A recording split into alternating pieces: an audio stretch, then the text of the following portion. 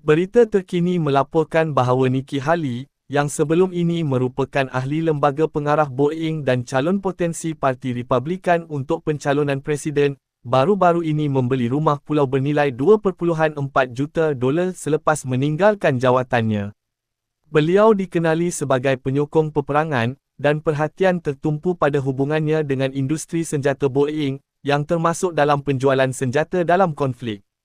Terdapat kebimbangan mengenai pengaruhnya dalam politik AS dan potensi keterlibatan dalam keputusan perang global, khususnya berkaitan dengan Israel dan Gaza.